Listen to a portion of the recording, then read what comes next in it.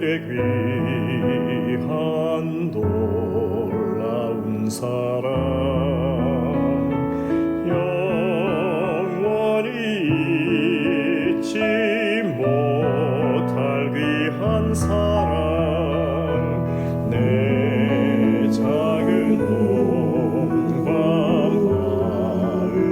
마음으로는 주의 그 사랑 다 표현 못하네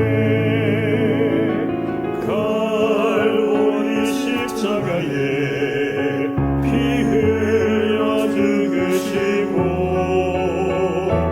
나의 모든 죄 대속하니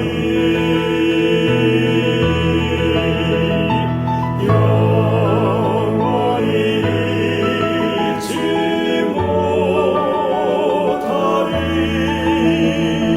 주의 놀라운 사랑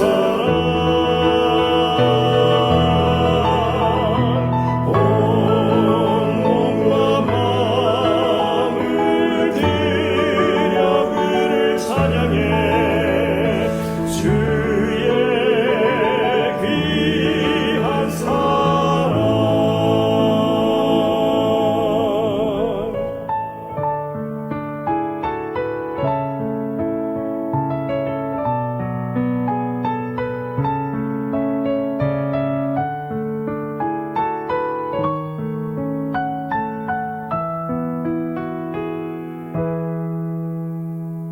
저 하늘의 귀한 놀라운 사랑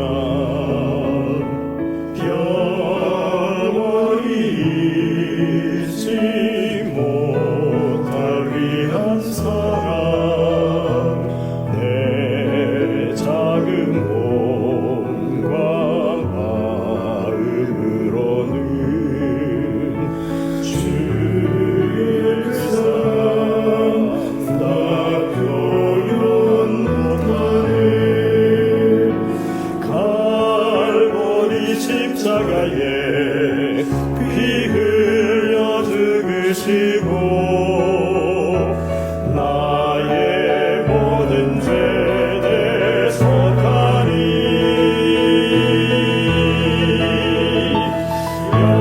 영원히 잊지 못하리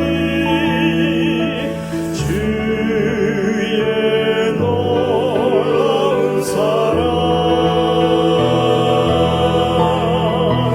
온 몸과 마음을 들여 그를 찬양해 주의 귀한 사랑 주의 귀한 사랑 주의 귀한 사랑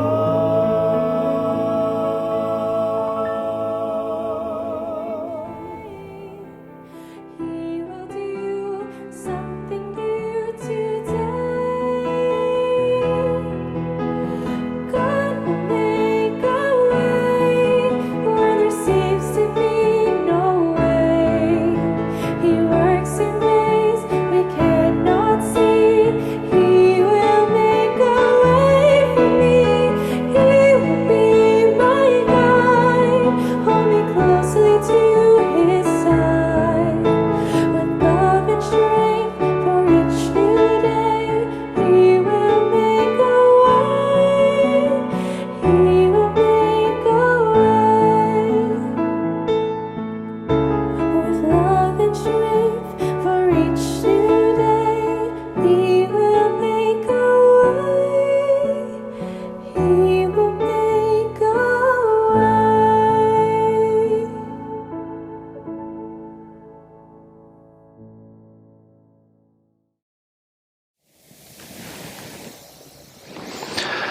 성도 여러분 안녕하십니까? 7월 28일, 7월의 마지막 안식일이 시작되는 첫 시간, 퀸즈교회에서 보내드리는 영상 예배에 함께하신 여러분 모두를 진심으로 환영합니다. 지난 한 주간도 건강하고 평안하셨습니까? 준비된 찬양들을 이제 함께 나눔으로 우리의 마음을 저 천국으로 향하도록 하겠습니다.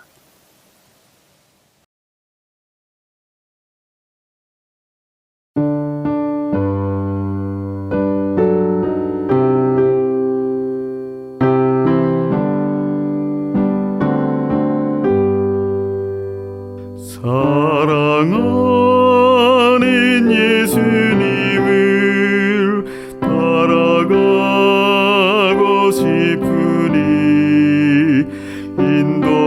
인도하여 주옵소서. 어디든지 가리다 날 위하여 법의 피를 흘려주셔서오니 모두 죄를 버리어도 나는 따르오리다. 깊은 바다 물결같이 위험하고 거친 길 그주 먼저 가셨으니 나도 따르오리다. 날 위하여 법의 피를 흘려주셔서오니 모두 죄를 버리어도 나는 따르오리다. 고생 많이 당하오며 시험 크게 받아도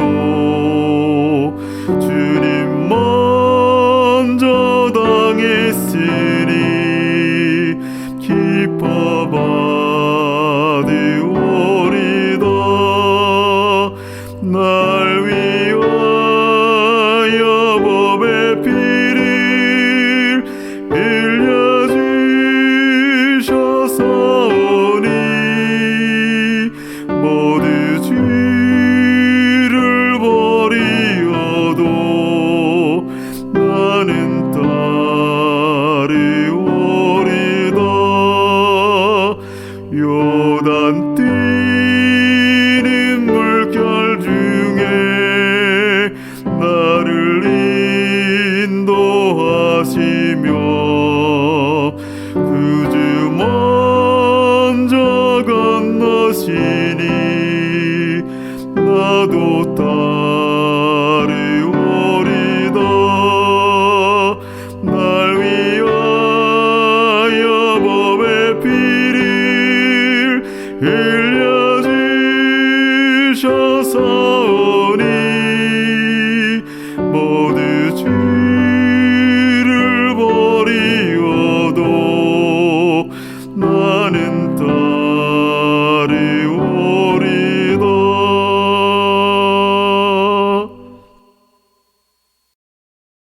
내 주 하나님 넓고 긴 은혜는 저 큰 바다보다 깊다. 너고 다주를 끌러 깊은 대로 저 한가운데 가보라. 언덕을 떠나서 창파에 배 띄워 내 주 예수 은혜의 바다로 내 맘껏 다녀보라. 왜 너 인생은 언제나 거기서 저 큰 바닷물을 보고 그 밑 모르는 깊은 바닷속을 한 번에 하려 안 보나.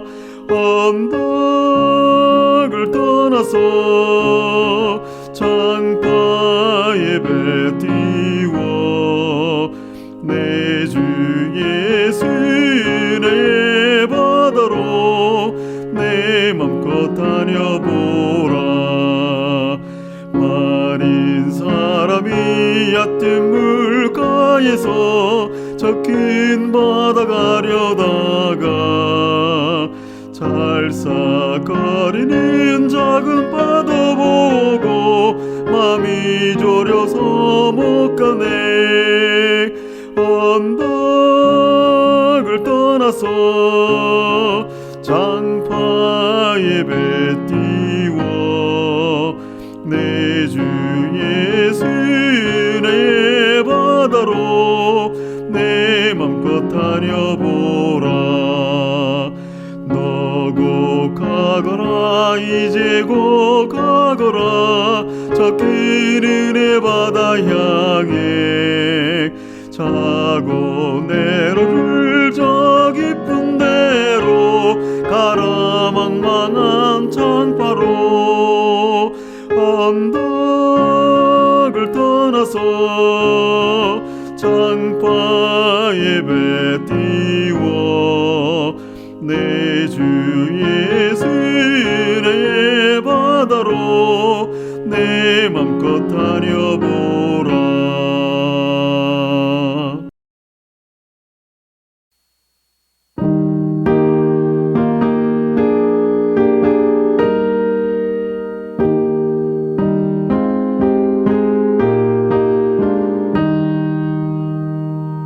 내 무거운 죄짐을 벗어 주 예수께 내려놓고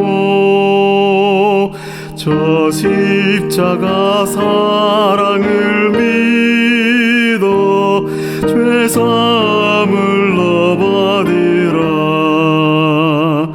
주 예수께 조용히 나가 내 마음을 드리어라. 늘 곁에서 보시는 주님 그네로 상 주시리.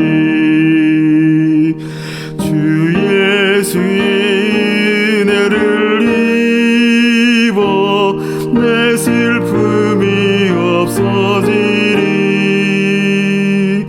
내 이웃을 늘 사랑하여 너 받은 것 거저주라. 주 예수께 조용히 나가 내 마음을 드리어라. 늘 곁에서 보시는 주님 그네로 상 주시리. 주 예수를 친구로 삼아 늘 내 옆에 모시어라. 그 영원한 생명샘물로 내 마른 목 죽이어라.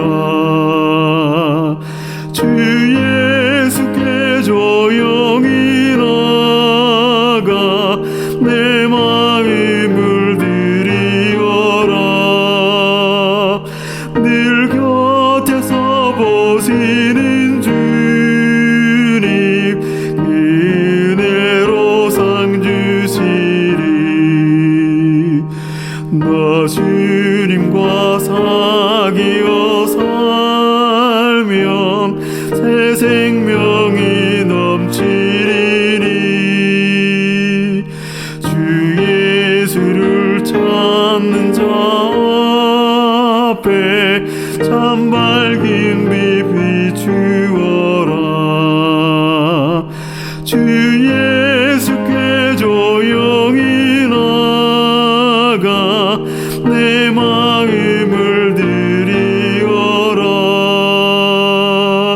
늘 곁에서 보시는 주님 은혜로 상 주시리.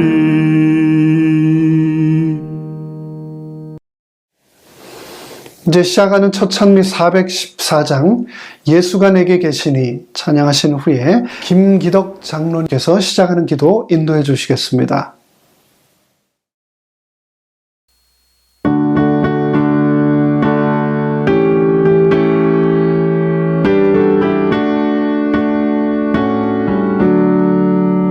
예수가 내게 계시니 지옥이 오나 겁없네.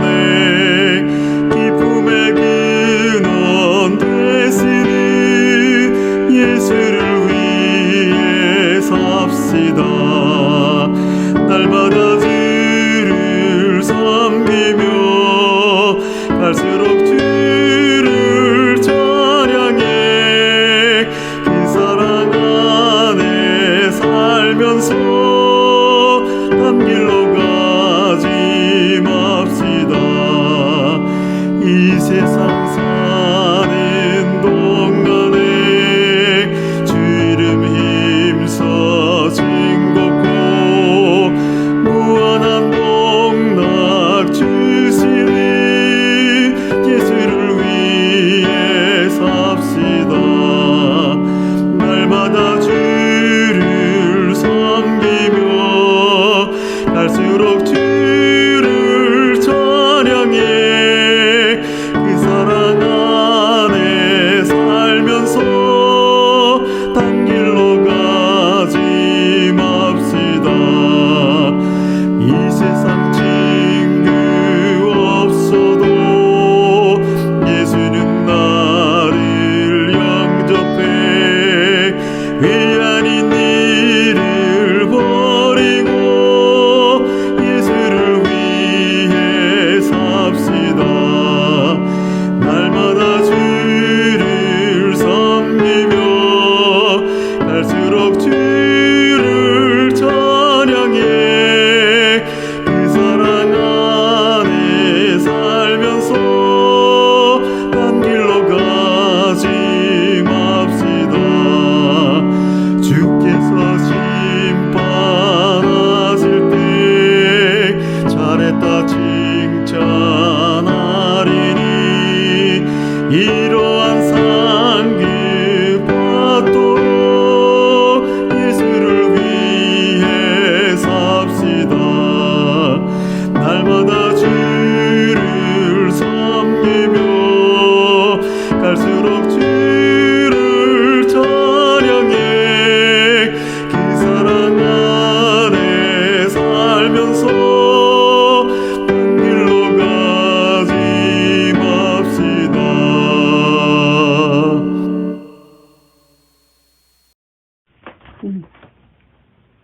하늘에 계신 우리들의 아버지시여, 세상 만민 중에서 저희들을 주님의 자녀로 택하셔서 영원히 썩지 않는 하늘의 상급을 바라보며 살게 하시니 진심으로 감사를 드립니다.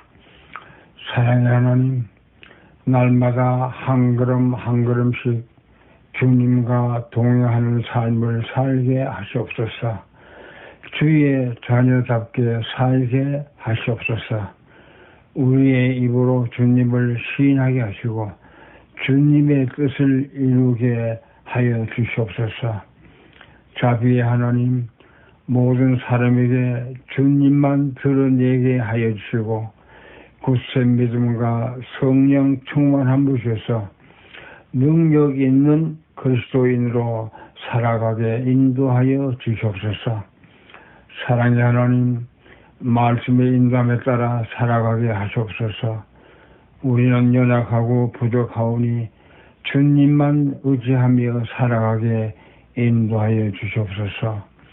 기도하게 하여 주시고 확신하게 하사 행함에 있는 믿음과 산 믿음으로 살아가게 인도하여 주시옵소서.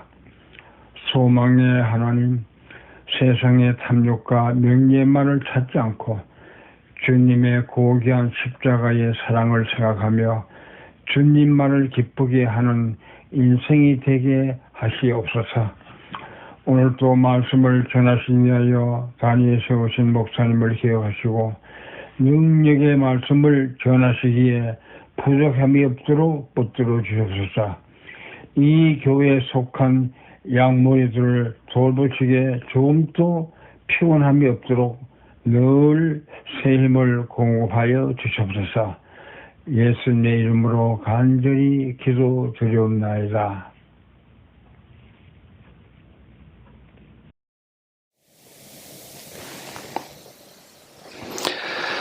성도 여러분, 7월의 마지막 안식일이 되었습니다. 이제 시작되는 첫 시간, 일전 말씀드린 것처럼 7월 한 달 동안 포트리 교회를 섬기시는 우리 김현수 목사님께서 말씀 주셨는데요. 오늘은 바로 그 마지막 시간입니다. 준비된 특별한 말씀을 통하여 큰 은혜 누리는 우리 모두 되기를 간절히 바랍니다.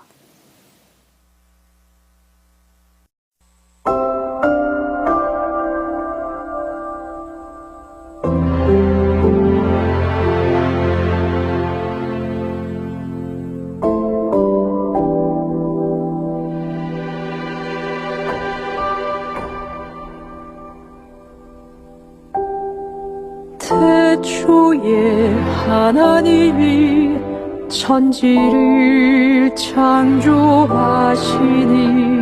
이 계절에만 피는 꽃과 지금 이 순간 부는 바람. 성령아, 오늘의 하늘빛이 잔잔히 속삭이는 소리, 당신은 평안한가요?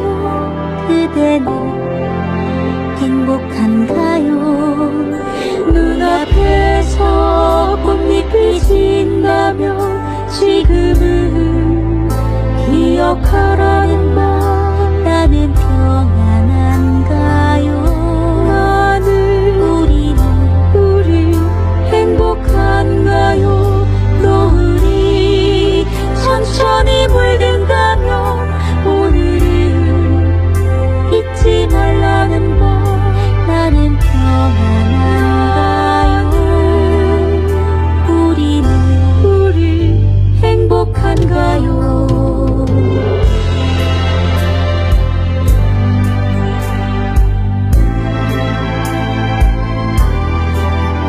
그래, 내가 세운 답이 안개처럼 시야를 가릴 때 지친 숨을 내뱉으며 무너질 때 희미하게 보이던 찬란한 은빛 구름이 다가와 내 사랑이 가까스왕 쪽에 한숨은 위로가 되고 무너지며 한없이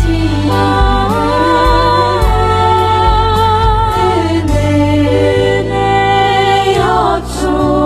무거운 짐을 모두 다 내려놓고 내색 숲에 가려진 빛을 보았을 때 그제야 만난 거죠. 은빛 하늘을 그제야 만난 거죠.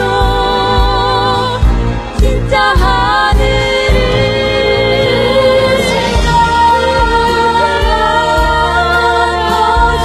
은빛 하늘을 그제야 만나서 진짜 하늘을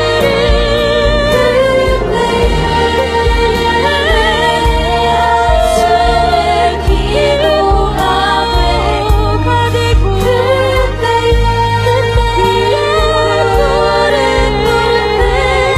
은혜였죠.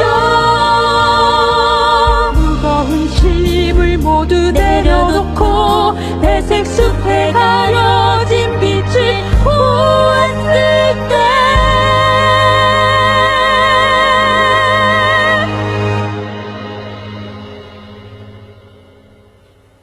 그제야 만난 거죠. 그제야 만난 거죠. 그제야 만난 거죠.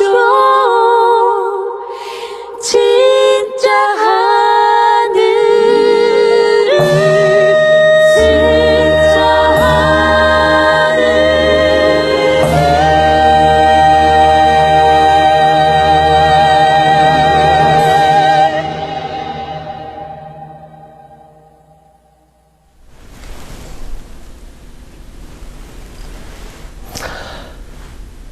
어느덧 한 달이 금방 지나갔습니다. 오늘 사사기 연구 4번째 시간 함께하고 있는 여러분과 저에게 하나님께서 크신 은총과 축복이 함께 하시기를 간절히 소망합니다. 오늘은 사사기 19장 1절에서 3절에 있는 말씀을 기점으로 사사기 4번째 시간 거룩함을 잃어버린 레위인 함께 살펴보기를 원합니다. 우리 하나님의 말씀 사사기 19장 1절에서 3절에 있는 말씀입니다. 함께 보시겠습니다.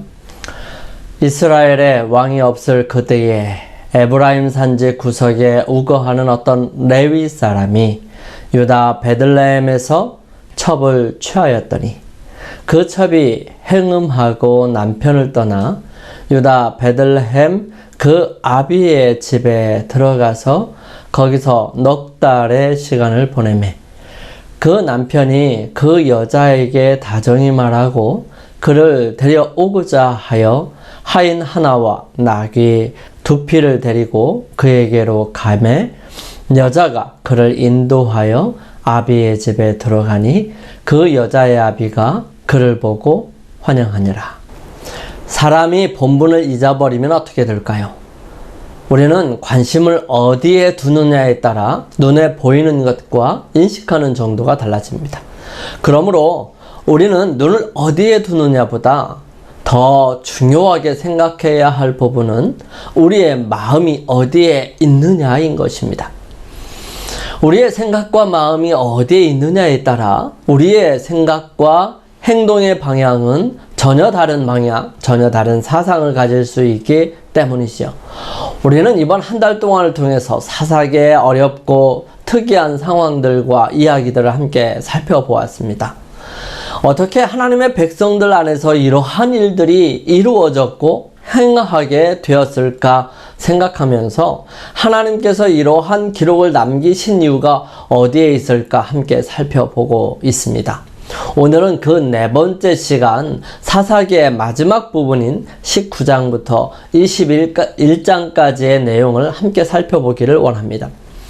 사사기 19장에서 21장은 크게 3부분으로 나눌 수 있습니다. 하나는 레위인이 첩을 찾아 데려오기 위해 떠난 여행과 돌아오는 길에 만난 사건, 그리고 그 다음은 그 죽은 첩을 전국으로 보내서 온 이스라엘을 동요케 하고 싸움을 한 사건, 마지막으로 싸운 후 거의 끝나게 될 한 지파를 살리기 위해 벌인 사건들로 종합해 볼 수 있습니다. 그 내용을 살펴보면 다음과 같습니다. 레위인이 베들레헴에서 첩을 하나 얻었습니다. 그런데 그 첩이 바람이 났어요. 성경의 원어를 보면 남편을 반대해서 남편에게 화가 나서 남편으로부터 돌아서기 위해 일부러 저지른 일이라고 볼 수 있습니다. 그리고 남편을 떠났어요.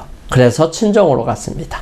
그를 데려오기 위해 첩의 집으로 찾아갑니다. 찾아온 레위인을 반갑게 맞아들인 이 첩의 아버지는 며칠을 유숙할 수 있도록 강권하게 됩니다. 그런데 계속해서 강권하는 첩의 아비의 강권을 뿌리치고 해질녘에서 돌아가기 위해 출발합니다. 이방 민족들이 살고 있던 여부수죽 예루살렘에 들어가기를 거절하고 저녁 때쯤 이스라엘 베냐민 족속이 살고 있던 기브아에 유숙하기 위해 첩과 함께 들어가지요. 그곳에서 외지인을 받아들이지 않는 모습들을 통해 마음이 상했다가 거기에 에브라임 산지에 한 노인이 살고 있었는데 그가 그들을 맞아들입니다. 하지만 그날 저녁에 불량배들이 이 사람들을 찾아오지요. 이때에 살기 위해 레위인은 자기 첩을 끌어내 그들에게 줍니다. 첩은 아침에 죽은 채로 집 앞에 있었고요. 레위인은 그 시신을 12조각으로 나누어 각 지역에 보냅니다.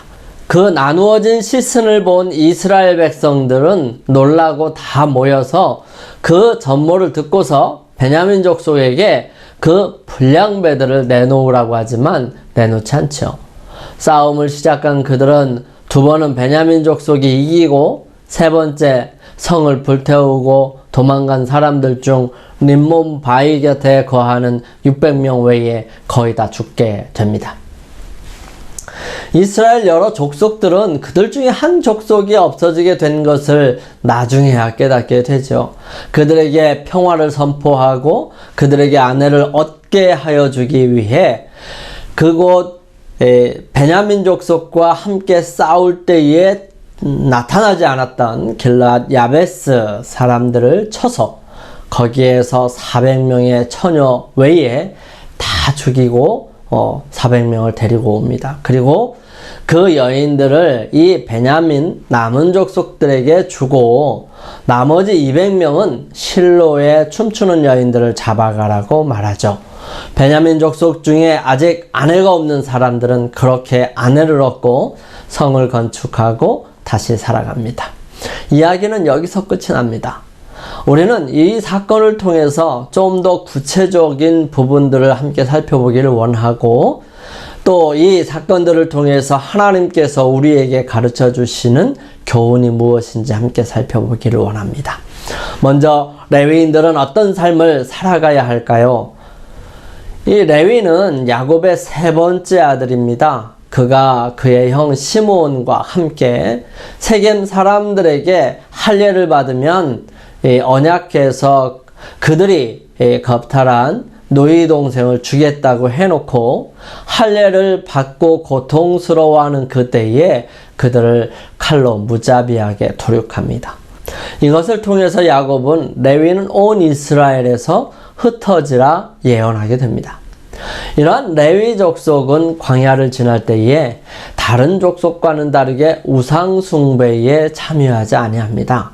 지조에 있는 레위 족속에게 하나님께서 기업이 되시겠다 하시며 6개의 도피성과 각 지파에서 나누어진 성읍 총 48성읍을 얻게 되는데 그 성읍이 전국 각지로 흩어져 있었던 것입니다.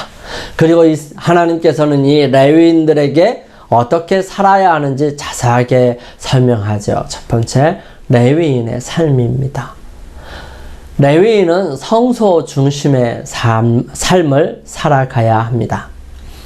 레위인은 증거의 장막 사방에 진을 쳐서 이스라엘 자손의 회중에게 진노가 임하지 않게 할 것이라 레위인은 증거의 성막에 대한 책임을 지킬지니라 하셨습니다.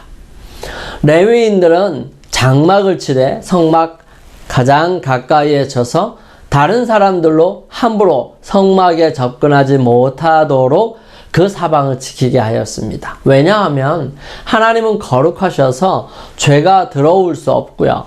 하나님께서 계시는 곳에 죄가 함께 들어오면 그 죄를 인하여 죄인이 죽기 때문입니다. 레위인이 이에 죄에서 스스로 깨끗하게 하고 그들의 옷을 빨매 아론이 그들을 여호와 앞에 요제로 드리고 그가 또 그들을 위하여 속죄하여 정결케 한 후에 레위인이 회막에 들어가서 아론과 그의 아들들 앞에서 봉사하니라. 여호와께서 레위인의 일에 대하여 모세에게 명령하게 하신 것을 따라 그와 같이 그들에게 행하였더라. 레위인은 모든 민족의 대표로서 살아갑니다. 구별하여 하나님께 속한 사람들이죠. 보라, 내가 이스라엘 자손 중에서 레위인을 택하여 이스라엘 자손 중에 태를 열어 태어난 모든 마지를 대신하게 하였은즉 레위인은 내 것이라. 이스라엘 백성들이 출애굽할 때 이미 모든 처음 난 사람들은 다 죽었어야 하지만 대신 양이 죽고 그들을 살려 주셨습니다. 이날을 특별하게 기억하여 절기로서 지키게 되었는데 그것이 바로 유월절입니다. 이 유월절은 온 인류를 희생하실 예수 그리스도에 대한 예표였고요. 예수님께서 돌아가시고 난 다음에는 성만찬 예식으로서 우리의 삶에 함께하고 있습니다. 그러므로 유월절을 경험한 이스라엘 백성들처럼 예수 그리스도의 보혈을 의지하는 모든 사람들은 구별되어 하나님의 자녀로 살아가는 것입니다. 그러므로 레위인과 오늘날 하나님의 백성들은 하나님께서 생명을 주신 것이므로 하나님의 것이 된 것입니다. 옛날 이스라엘이 그들을 대신해서 하나님께 봉사하면서 살아가는 사람이 바로 레위인인 것처럼 우리도 세상 사람들 속에서 구별된 하나님의 백성인 것입니다. 레위인과 우리는 모든 민족들의 장자로서 하나님 앞에 서는 것입니다. 레위인은 하나님께 속하여 거룩하게 살아야 합니다. 레위인으로 수송아지들의 머리에 안수하게 하고 내가 그 하나는 속죄 제물로 하나는 번제물로 여호와께 드려 레위인을 속죄하고 레위인을 아론과 그의 아들들 앞에 세워 여호와께 요제로 드릴지니라. 너는 이같이 이스라엘 자손 중에서 레위인을 구별하라. 그리하면 그들이 내게 속할 것이라. 레위인이 하는 일은 제사장을 돕는 일이었습니다. 제사에 함께 보조하고 성막의 모든 기구들을 청결하게 하고 또 정결하게 하고 부족한 부분을 채우고 더러워진 부분들을 깨끗하게 닦고 온전하게 보존하는 것입니다. 그리고 이스라엘이 옮길 때에 그 성막을 옮기는 일을 했고요. 솔로몬 이후 성전이 지어지고 난 다음에는 성소에서 봉사하는 일을 하였던 것입니다. 이 레위인은 대제사장 되시는 예수 그리스도를 돕는 일을 하는 것이지요. 하나님의 백성 또한 하늘 성소에서의 봉사를 돕는 레위인으로서 제사장으로서 함께 예수 그리스도의 사역을 완성하는 협력하고 순종하여 따라가는 일들이 이루어져야 하는 것입니다. 그럼에도 불구하고 여기 나오는 레위인은 아마도 첩을 베들레헴에서 얻었던 것을 보면 원래 베들레헴에서 살았는데 첩을 구한 그가 조금은 감추고 싶어서 에브라임 산지로 이사했는지 모르겠습니다. 어쩌면 베들레헴에 사는 제사장이었는데 그는 성소에서의 하는 일을 하기 싫어서 에브라임 산지에 거류했는지 몰라요. 베들레헴에 사는 레위인은 제사장 가족이었습니다. 그는 아마도 아론의 후손이었고요. 그는 다른 삶을 살고 싶었던 것입니다. 그래서 사사기를 기록한 사람은 그를 그저 레위인으로 기록하고 있었던 것 같습니다. 그렇게 첩을 얻어서 살던 그가 다른 남자와 행음했음에도 불구하고 그 여인을 다시 찾아가는 일을 하는 것입니다. 이것은 제사장들에게 엄격하게 제한되는 일이었습니다. 성경은 이렇게 기록하지요. 과부나 이혼당한 여자나 창녀짓을 하는 더러운 여인을 취하지 말고 자기 백성 중에서 처녀를 취하여 아내를 삼아 그의 자손이 그의 백성 중에서 속되게 하지 말지니 나는 그를 거룩하게 하는 여호와임이니라. 하나님께서 제사장을 레위인을 거룩하게 구별하셨음에도 불구하고 레위인 자체가 제사장 자체가 거룩한 삶을 살지 아니하면 하나님께서 구별한 그 거룩함이 속되게 되고 나빠지게 되는 것입니다. 그것은 하나님께 좋지 못한 모습이에요. 그래서 하나님께서는 그러한 제사장들과 레위인은 그렇게 살지 아니하여야 하는 것입니다. 이 레위인은 그 여인을 처음 만났을 때 그 여인이 처녀로 만났는지 그렇지 않았는지는 기록되어 있지 않고요. 이 여인이 첩으로 얻었다는 것은 이미 결혼한 사람이라는 사실을 나타냅니다. 더 나아가서 첩을 얻었다는 것은 또 다른 설명이 곤란한 이유들이 있다는 것입니다. 특별히 사무엘 상에서는 자녀를 낳지 못하여 첩이 아닌 다른 부인을 얻은 레위인 엘가나가 나오기는 하지만 이것은 일반적인 모습이 아니었다는 사실입니다. 이 레위인에게는 자녀나 가족에 대한 언급이 전혀 없습니다. 그 여자는 이미 몸을 더럽혔은즉 그를 내보낸 전 남편이 그를 다시 아내로 맞이하지 말지니 이 일은 여호와 앞에 가증한 것이라. 너는 내 하나님 여호와께서 내게 기업으로 주시는 땅을 범죄하게 하지 말지니라. 이 레위인은 자신이 위기에 처해 있을 때에 그 여자를 떠밉니다. 결국 아침에야 겨우 집에 왔지만 죽었던 것입니다. 이에 분한 레위인은 망령된 일을 합니다. 사람의 시체를 만진 자는 이래 동안 부정하리니 그는 셋째 날과 일곱째 날에 잿물로 자신을 정결하게 할 것이라.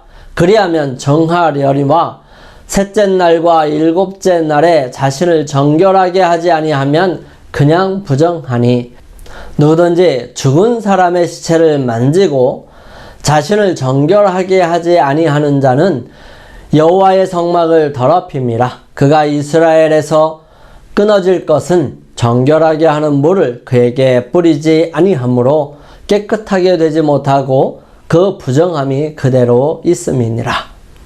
시체를 만지는 것뿐만 아니라 그 시체를 나누어 온 지파에 보냈다는데 더 큰 충격인 것입니다. 보통은 짐승을 잡아서 각을 떠서 보냅니다.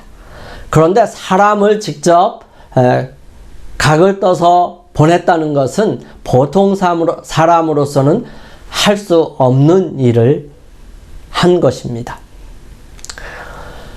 그를 그렇게 반갑게 맞이했던 첩의 아버지는 이 상황을 알고 어떤 마음이 들었을까요? 첩의 아비의 말을 듣고 아침에 떠났더라면 베들레헴에서 에브라임 산지까지 약 12km 정도니까 약 7.5마일 정도 됩니다. 그러면 반나절 정도면 도착하지 않을까요? 서너 시간이면 충분한 거리입니다. 하지만 늦게 출발한 그들은 여부스 족속이 살고 있는 예루살렘 근처에 오게 되었고요. 거기서 조금 더 가서 기브아에 머물기 위해 들어갑니다. 레위인으로서 가나안 사람 여부스 성에 들어가는 것보다 같은 민족 베냐민 족속의 집으로 들어가는 것이 낫겠다 싶어 들어간 것입니다. 그런데 거기에는 아무도 들이지 않는 것입니다.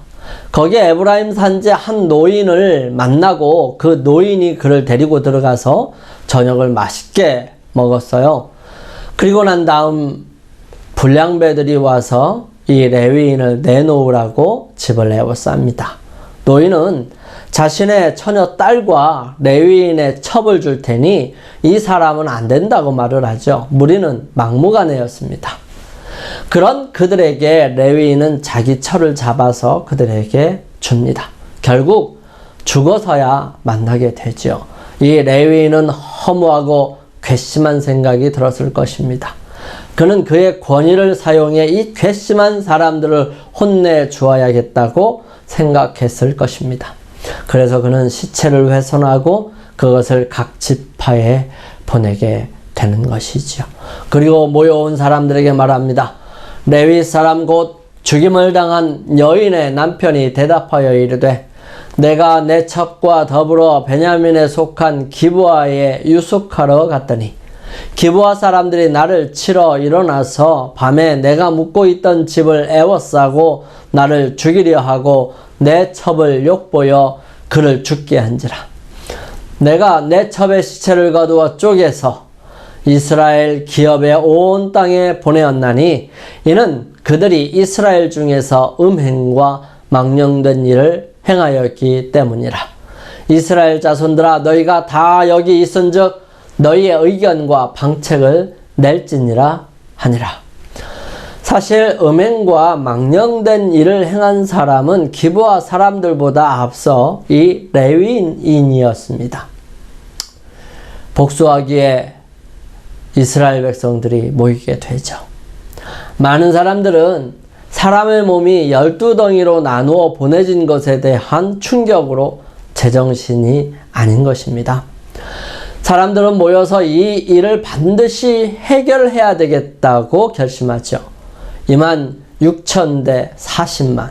이것은 아무리 싸움을 잘한다 해도 승산이 없는 싸움입니다. 15배나 많은 사람들을 상대하기란 무리입니다. 그런데도 베냐민 족속들은 겁없이 나섭니다. 무모한 일이지요. 싸움은 이스라엘이 1차, 2차 패배하게 되고요. 3차 때 이제 이겨서 베냐민 족속의 사람 600명 외에 모든 사람들이 죽게 됩니다. 이 600명은 림몬바이에 숨어서 넉 달을 지내게 되는데요. 이때 이스라엘 사람들은 베냐민에 대해 이렇게 했습니다. 이스라엘 사람이 베냐민 자손에게 돌아와서 온 성읍과 가축과 만나는 자를 다 칼로 치고 닥치는 성읍은 모두 다 불살랐더라. 아마 이방 민족들에게도 이렇게까지는 안 했을 것입니다. 그러나 형제들에 대한 울분과 또 마음 상함이 아마 이러한 일들을 만들지 않았을까라는 생각이 들어집니다. 그들은 그렇게 지내다가 상황을 다시 한번 생각해 보죠. 백성이 베델에 이르러 거기서 저녁까지 하나님 앞에 앉아서 큰 소리로 울며 이르되 이스라엘 하나님 여호와여 어찌하여 이스라엘에 이런 일이 생겨서 오늘 이스라엘 지파 중에 한 지파가 없어지게 하시나이까 하더니 사실 이렇게 만든 사람들은 이스라엘 백성들이지 하나님이 아니셨어요. 이스라엘 백성들은 모여서 그 일들을 자행한 베냐민 족속들을 치겠다고 한 것도 하나님께서 그들에게 주신 생각이 아니었어요. 하지만 그들이 모든 일들을 다 이루어 놓고 하나님께 떠넘기는 것입니다. 이스라엘 백성들은 성급하게 자신들의 딸을 베냐민 지파 사람들에게 안 주겠다고 맹세해 버리죠. 그리고 나서 하나님께 원망하는 모습입니다. 참 안타깝지요. 모든 일을 자기 뜻대로 해놓고 모두 하나님 탓으로 돌리는 어리석음이 있는 것이죠. 모든 것이 자기 뜻대로인 것입니다. 아무리 잘 계산된 일이고 오랫동안 생각했더라도 그것이 하나님께로부터 온 것이 아니라면 그것은 안전하지 않고 온전하지도 않습니다. 여기 이스라엘 백성들이 모여서 하나님께 물었다고 말합니다.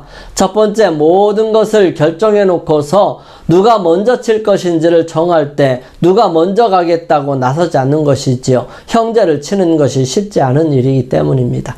그래서 그들은 미스바에 모였음에도 불구하고 베델로 가서 거기서 하나님께 묻습니다.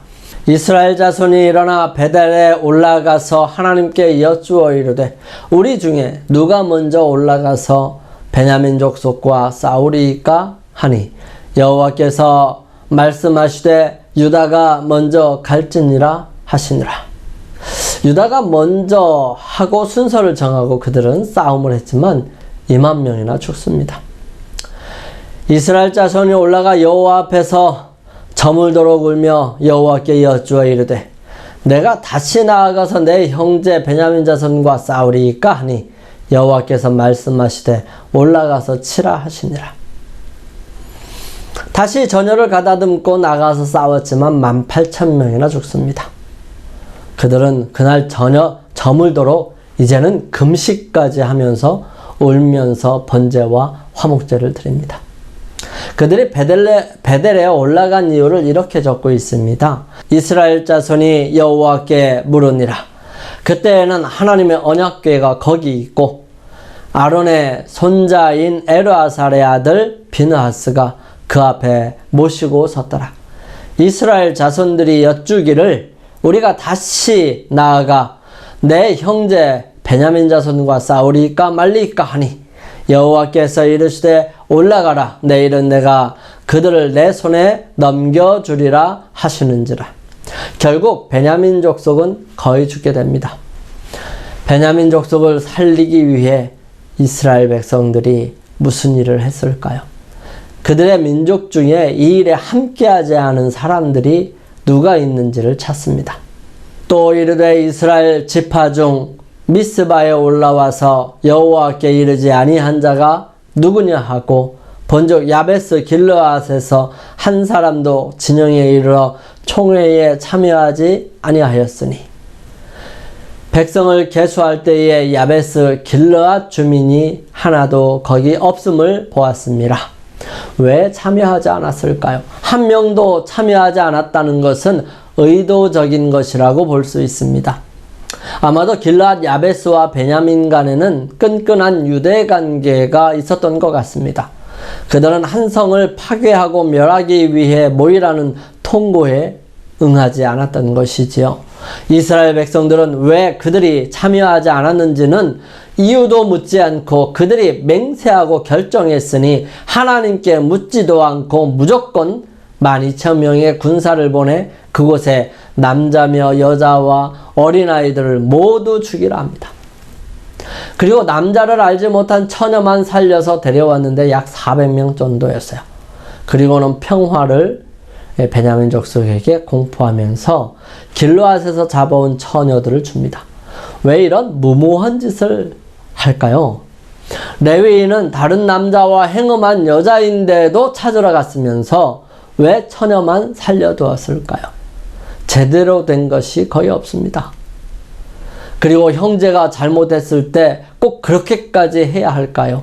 예수님께서는 양 100마리의 비유를 말씀하시면서 100마리 중에 한 마리를 잃었을 때에 99마리를 우리에 두고 나머지 잃어버린 한 마리 양을 찾아 나가는 목자를 통해서 세상에서 단 한 명도 귀하지 않은 존재가 없다는 사실을 설명하고 있었습니다. 세상에서 살아가는 우리의 사명이 무엇인지 분명하게 설명하죠. 그러면서 이렇게 말씀하십니다. 내 형제가 죄를 범하거든 가서 너와 그 사람과만 상대하여 권고하라. 만일 들으면 내가 내 형제를 얻을 것이요 만일 듣지 않거든 한두 사람을 데리고 가서 두세 증인의 입으로 말마다 확증하게 하라. 만일 그들의 말도 듣지 않거든 교회의 말하고 교회의 말도 듣지 않거든 이방인과 세리와 같이 여기라. 레위인들은 그런 상황과 그런 현상이 있었음에 어떻게 대처해야 하였을까요? 아마도 총회에 말하고 거기에서 해결책을 가져가야 할까요?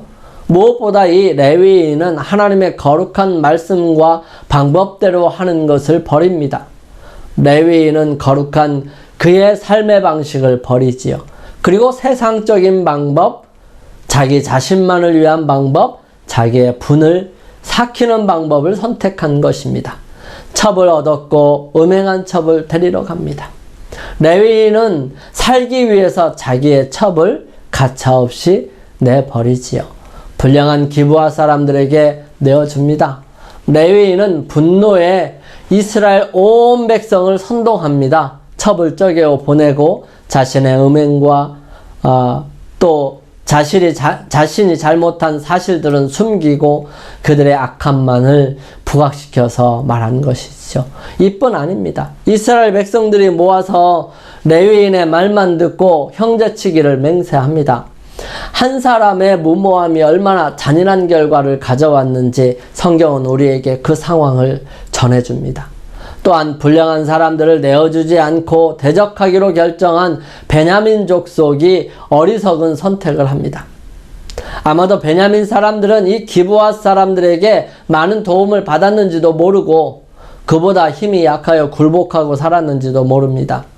그리고 전쟁을 하고 거의 없어지도록 칩니다. 형제인데도요. 이것은 하나님께서 진멸하라고 하신 싸움이 아니라 형제들끼리의 싸움입니다. 가나안 민족들에게 그런 마음을 품었더라면 그들의 주위에 속한 가나안 사람들이 없어졌을 것입니다. 그리고 그들이 다 그들의 종이 되었을 것입니다. 하지만 그들은 방향이 잘못된 것입니다.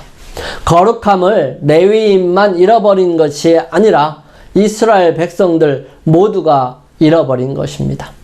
더 나아가 그들의 아내를 위해 거룩한 성소를 위한 봉사하는 여인들, 이 여인들을 데리고 가라고 말합니다. 이스라엘 백성들은 이때부터 하나님의 것을 도적질하기를 배웠나 봅니다.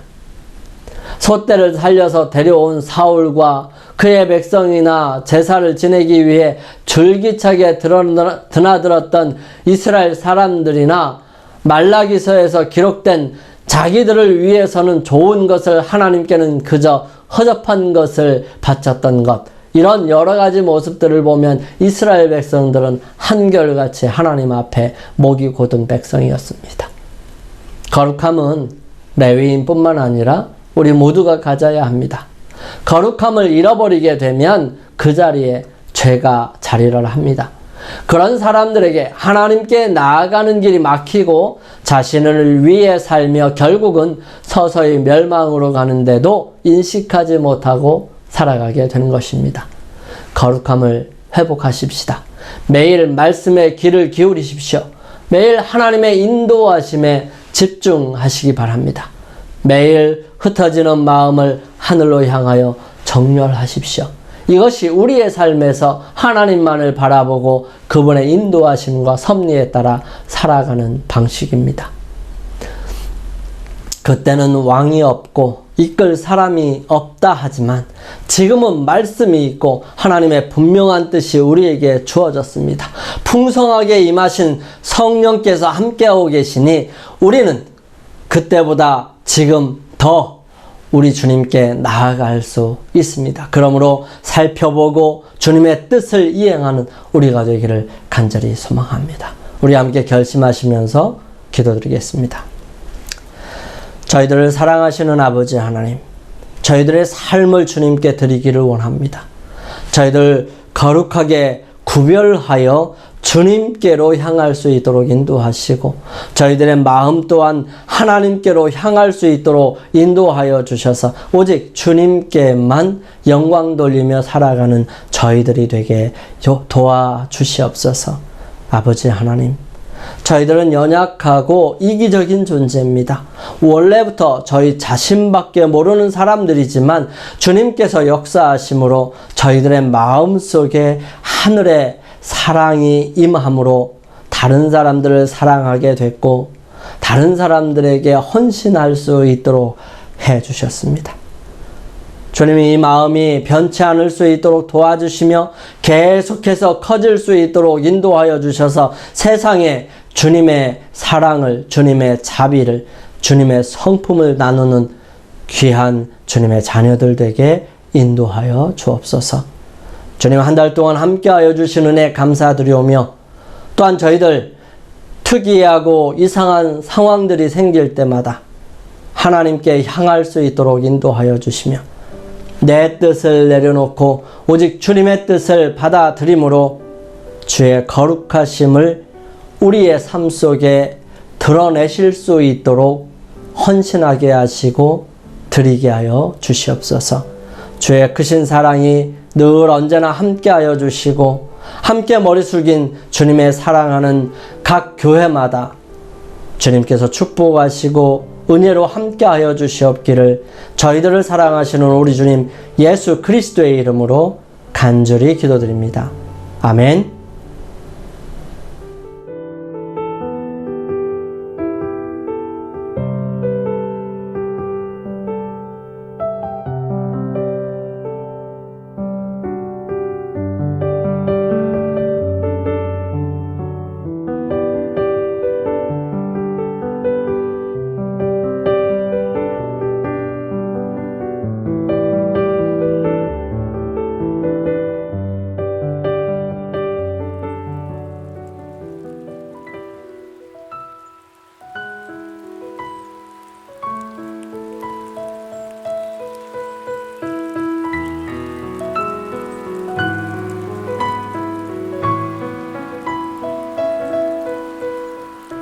주여 메마른 내 영혼 지금 갈급합니다.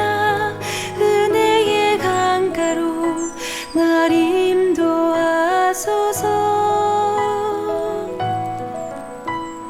목마른 사슴 헤매듯 주를 찾기 원하네. 정결한 샘물로 나를 이끄소서. 주는 선한 목